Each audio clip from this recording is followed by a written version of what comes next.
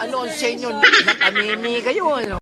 Good morning po mga lodi natin dyan. Kumusta pong lahat? It's me, Dugong Pinoy. Nagbabalik po mga idol. So for today's video mga idol, mayroon naman tayong panibagong reaction video mga idol dito po kay Chris Love. 390 po ang kanyang YouTube subscriber mga idol. Dito po sa kanyang video na pinamagandang Batang Maliit pero halimaw ang boses sa kantahan. So panoorin natin mga idol kung gaano nga ba kahalimaw itong batang ito. Mukhang nasa SM to mga idol Let's J. Pero huwag sana kalimutan mag-like and subscribe sa ating YouTube channel mga idol. Yan. Ipakanta na ko siya diri kay naatlan nga nagkataon na merong dito sa Gaisano. Kaya pinakanta ko na rin siya mga idol. Siya yung batang tinutulungan ko po. Nasa Gaisano. Para makabili ng school supply. Siya po yung batang siya po yun mga idol.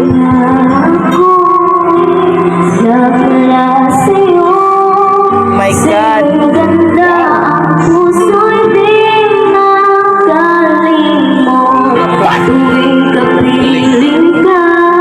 Ayan, siya yung batang gusto kong tulungan mga ka-idol.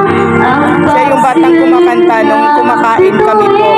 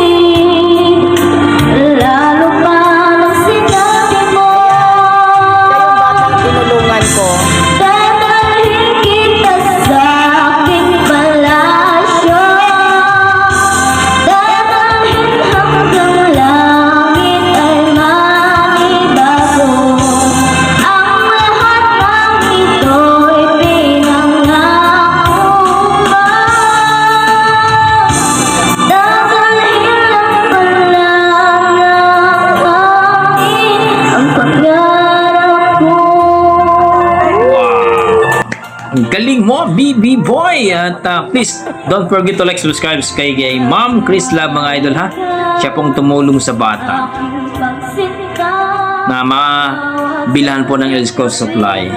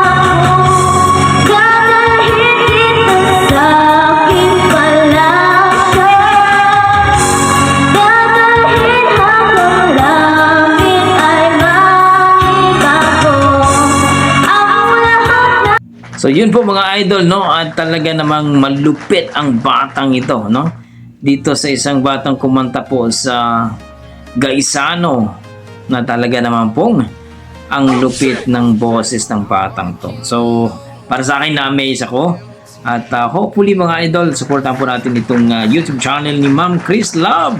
390 po ang kanyang YouTube subscriber mga idol. Please supportan po natin. Grabe na-amaze ako. Kung i-rate ko po ang performance niya, nasa mga 8 mga idol, no? At kunting post pa lang ni Baby Boy at talaga naman pong magaling. So kunting post lang at talagang masanay na po siya.